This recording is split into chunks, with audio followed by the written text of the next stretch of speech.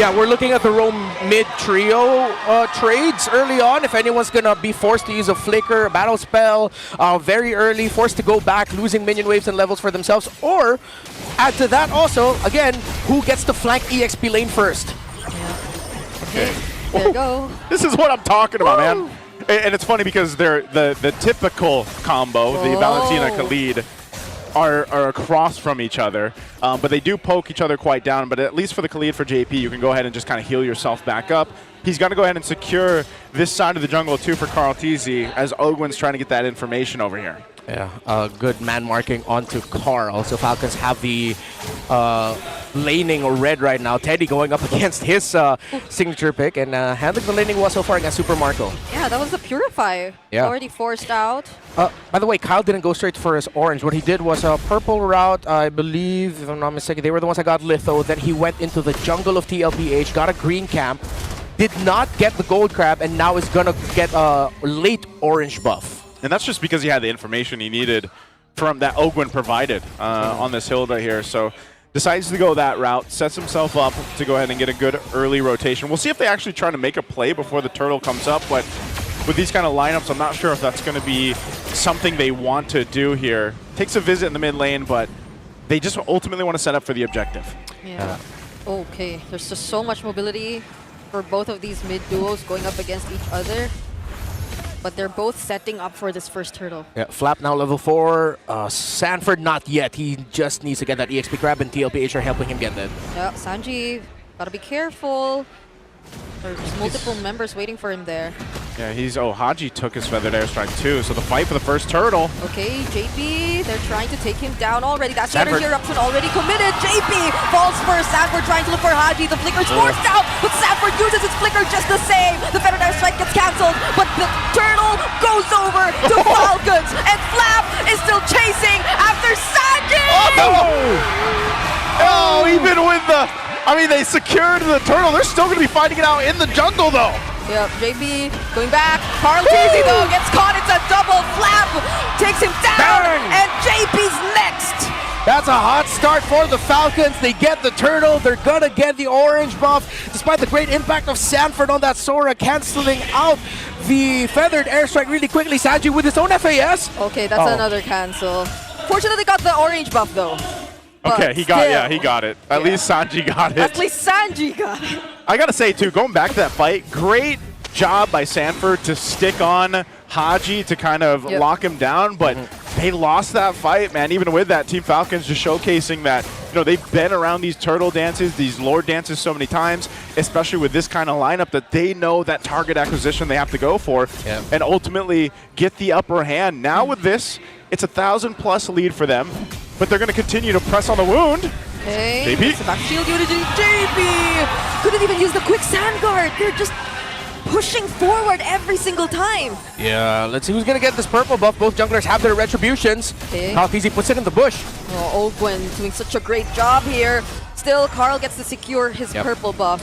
So we saw from the earlier trade the difference in the impacts between the Sora and the Phoveus. Because of the damage profile, let's look at Team Liquid Philippines. They don't necessarily have something that will mess up this Phoveus early on, because we know how Phoveus excels with longer team fights, how long he can drag a team fight out, jump in on you, the spell vamp that he'll be able to get as well, the damage that he's constantly dealing, that you're not really going to feel damage onto Flap's Phoveus up until Teddy Cutie joins in the fight. So Liquid is going to be now looking to slow things down a little bit, try to stop Falcons from getting into a massive 5k, 6k gold lead, and then once Teddy Cutie starts joining in, they can be a little bit more comfortable trying to take the EXP laner down. Yeah, just look at Flap. He's starting things up all by himself. Raging Sandstorm though, and there goes the ultimate coming in from Sanford as well. They finally find the kill on Ogwen, but can they still last? That's Haji, Flap, and Kyle already working with Carl. Somehow still gets to survive, but not for long. Sanji now joining in. There's another Infernal Pursuit. JP might just get away with this, but Flap says no. 5-0-1 for Flap right now, and he just goes and slams down on TLPH. That's what I'm talking about. And he first built the Dreadnought armor as his item, meaning that even the damage being dealt to him by the Sora has decreased. The damage being dealt to him by JP and Carl TZ has decreased. So yeah, this is the unfortunate reality of the Team Liquid Philippines lineup early on. Again, you're just waiting. You're looking at Team Liquid for Steady Teddy to come online. Yeah, this is why we put so much emphasis on the EXP lane matchup in the keys to victory yet again, or probably almost every single time these two teams go up against each other. Well, let's see how this goes. The turtle already below half HP. JP using the quick sand guard. Ogun also from behind. Sanji using the feathered airstrike from far away. Flap, there's just no one able to deal with this guy. This is just a fun time for Ophovius at this point. Turtle secured now for Team Falcons, and there is not an answer for Flap currently, as he just has free reign on whoever he decides to go on. First pick, Baksha too, working really well for Falcons. Kyle has not gone down yet. The value of the Tortoises, Puissance, very good. No build on any dominance eyes, but they did get glowing wand priority for Haji, so you still get the stacking of the healing reduction. Okay, a little 1v1 here. Heaven's Wrath used by Sanford. Three-man rotation down bottom though. Teddy, at least he gets to keep himself safe, but they lose that turret. Yeah, well-timed rotation by Falcons to finally get Super Marco out of lane at the same time. Well-timed defense by Liquid to make sure that Teddy will not get taken out by a surprise gank by Falcons. So again, still very even. Both teams clearly understand their own conditions. They're just playing for it. Still a very close game. There's a chance Liquid can turn this around, but you do really need Teddy involved. But the question is, how will it go when Super Marco is involved? Will you actually have enough to deal with both the Claude and the Phoveus on the side of Falcons?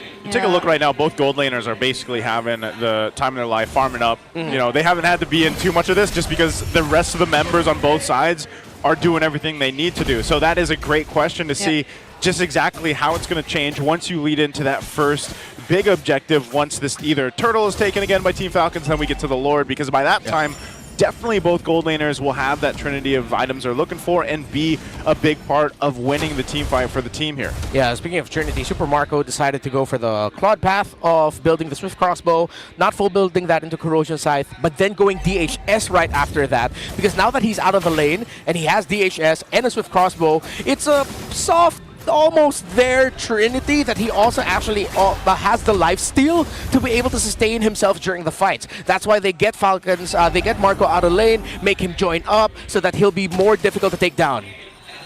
Okay, so this third turtle of the game is up. We'll see if they get control of it or not, but they're going to actually force Sanford quite low. Oh, Ogwin! Okay, now speaking of Teddy joining, they actually find Ogwin there. Appraiser's Wrath already used. Flap though, still. Somehow look at the damage already coming in from Sanji. Forces out the flicker.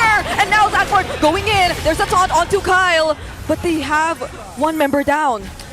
Ogwin's taken out, but you still have two very strong frontliners for Falcons. They overloaded their front line to set things up now for Super Marco.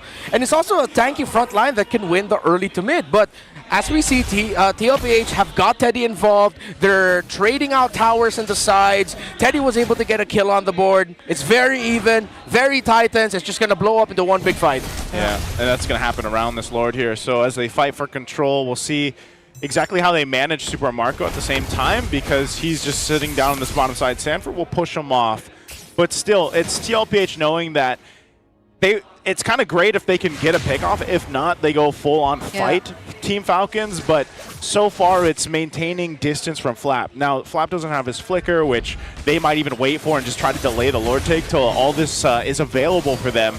But that's one thing to take note of, too. Even that small lead that Team Falcons has right now, if Flap goes down and he gets shut down and let's say it goes to Teddy, that's a whole lot of gold. Oh, that's massive!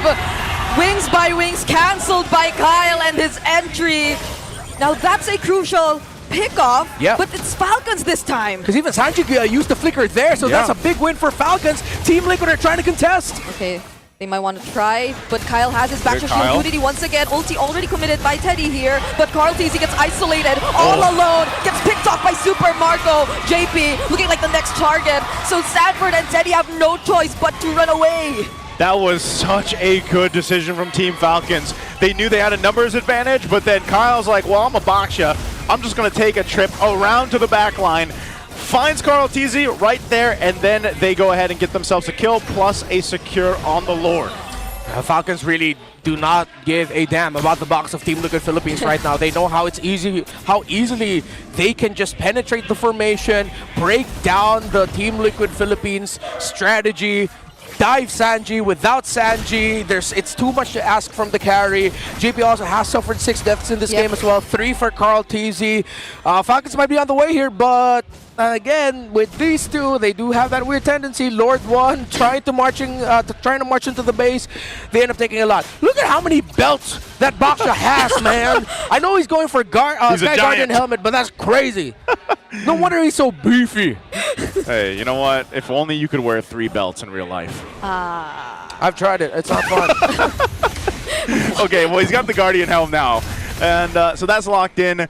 They still have the Lord down bot. It's going to take out this tier 2 turret in the bottom side. They're trying to make a play up here, though, so Torn's going to be used by Sanford, but they're really just trying to staunch some of this bleeding that's happening across the map. Yeah. You can see in a matter of minutes, the lead ballooning now for Team Falcons. Didn't even get to force the Purify out for Super Marco. So a lot of their key members have remained deathless up to this point, but at least they get to work and defend their holy shield. Oh, wait! Oh, they almost kept it up. Oh, no! JP will get punished here, though. That's a knock-up, another from the Dark Wave! Sanford can't fight the setup, too. They're just trying to defend their base turrets. Classic Claude move, man. Make it seem like you're gonna get taken out, but then you're fine, and then your team jumps, and whoever decided to jump on you. seventh death for JP.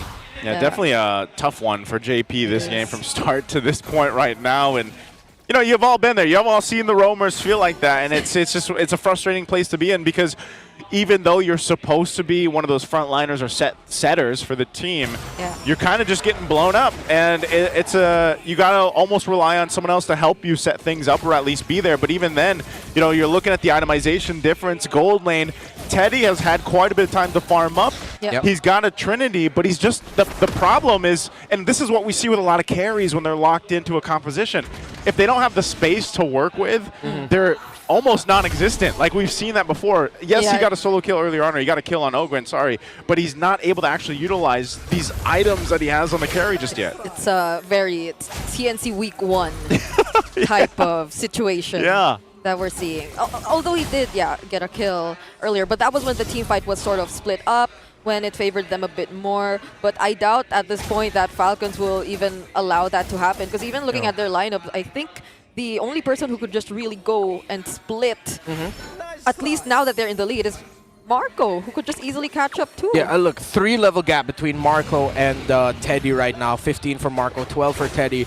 And consider the fact that Falcons doesn't even have, well, based on the last item check that we saw, any direct counter items for this carry, and they're still doing fine. No Dommy, no Chastise, no Blade Armor. It's just raw brute force defense that's messing up the row mid trio. That even then at this point with Teddy being there, now there's finally a Chastise Pauldron that Teddy has to watch out for on Ogwen that will slow down his attack speed. Dare I say, because of how we saw it, Falcons have won the draft through the Phoveus EXP lane. Yeah, Flap's start in this game and just how dominant he's been throughout this is exactly why he was highlighted in the keys to victory here for this matchup. And so they'll go ahead and fight for positioning around this Lord. Carl TZ does pick up a Pauldron himself, but I'm not sure if, depending on what JP is able to do here alongside Carl TZ, but Flap jumps in again. Let's see if there's a response, just kind of heat checking TLPH. Gaining space here. Okay, Kyle with the backshot shield unity, but this is enough. This is enough space to work with. Liquid will not contest. So you don't have to fight. You don't have to force anything. If you just whittle down JP and they have no entry point. Yeah, they couldn't. And with the siege too, yes, there is a Pharsa, but it's only a 2-item Pharsa. Even with the Divine Glaive Rush, there's already 3 Athena shields. Falcons can, my favorite statement, throw bodies. Team Liquid Philippines, when it comes to the base siege, that will provide all the ample space for Super Marco. There are still 2 base turrets, no, excuse me, I believe 3 base turrets that Falcons needs to bleed through. They have to manage the top and bottom lane minion wave, but this could be an end angle already. Yeah, it's going to be so tough for Teddy to actually do his job here. Though he does have the flicker, so they could probably take advantage of that in terms of repositioning and finding the right targets. These are 3 waves synced up, near perfect by Falcons, so they're bound to lose. hopefully, or for Falcons, they definitely want to lose Oh. all. Oh, but that's a setup coming in from JP. Surprising damage coming in from Liquid as well. Multiple flickers burned. That's Sanford going on to the back line as well. Still flickers to safety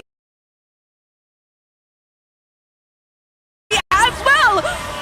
Liquid have actually lost just one base turret from that. Now make it 2. Okay, they still have a minion wave in bottom, but I think, yeah, Team Liquid Philippines will now push out and stop Falcons' siege. See if they can get a win here. If they can get the purple buff plus a kill. No, well, Falcons are not going to show themselves to allow that. There's still one base there for Liquid. Not over yet. 2 turrets down off that Lord push. A healthy lead here for Team Falcons. And they know they don't have to force it. That's one of the situations. It was also... It's one of these compositions for TLPH where they should have a decent defense when it comes to the base defense and clear things out, but they might be overzealous here. Oh my goodness, Ogwen and Kyle both went on Carl at the same time! But that's a Raging Sandstorm setup. Teddy getting to land his basic attack. Flap though getting shredded as well! A setup from Sanford shutting down Flap! Super Now Marco. on the spree, but he gets traded out as well. Saji somehow finds another kill, but now it's Kyle and Super Marco finding Teddy! Sanji and JP have to run back. Marco! The difference maker was the Valentina. Sanji with the flicker, the stun. Okay, Curse of Crow! Marco does not force it. They have minions. Top, mid, feathered airstrike back for Sanji. JP has good wave clear as well. They're gonna clear as much as they can. Super Marco though will definitely still give it a try. There are minions that are still gonna march in. A terrify on JP, but he still gets the last wave. Just has not for long. Will this be enough? The wave clear. The retry from Carl still defends the base. They bought enough time to stay in the game. They have to continue to defend, let themselves get back into the game. But man, TLPH somehow didn't lose there. Team Falcons, they went for a fight in the mid lane. Super Marco was able to join. It was a shutdown though on Flap, so we do have some of that gold going over to TLPH, but nonetheless, Team Falcons still in full control. They do have control around this Lord here, and now it's going to be interesting. Does TLPH take what just happened and try to do something about this? But without JP, there's nothing they can do. It's a blitz for Falcons, and Liquid will need to pull off another miracle with this defense. The minions are going to look great for Falcons with the siege. 8,000 gold lead. That was the best looking fight for Liquid since the early portions of this game, yet it still took way too much to get what looked like a measly win. Falcons, it's endable, but will Liquid pull off another miracle? I think with this, Team Falcons has this win in sight, depending on how they approach the space, because now you only have that one base turret down on bot that TLPH can play against, and at the same time, this is going to be crucial in how they decide to defend using that feathered airstrike. Look, 3 chastised pauldrons for the side of Falcons, Winter Crowns there, Steady Teddy just waiting for the last item. I believe it's a Malefic gun, but he already has a Wind of Nature. Ogun with a Conceal, they're pushing back Liquid. Yeah, they get to reveal the conceal play though. Kyle showing up. Back to Shield Unity. They have to defend the Lord first, but it's already inside the base. And now Falcons will literally just keep throwing bodies. And they're working on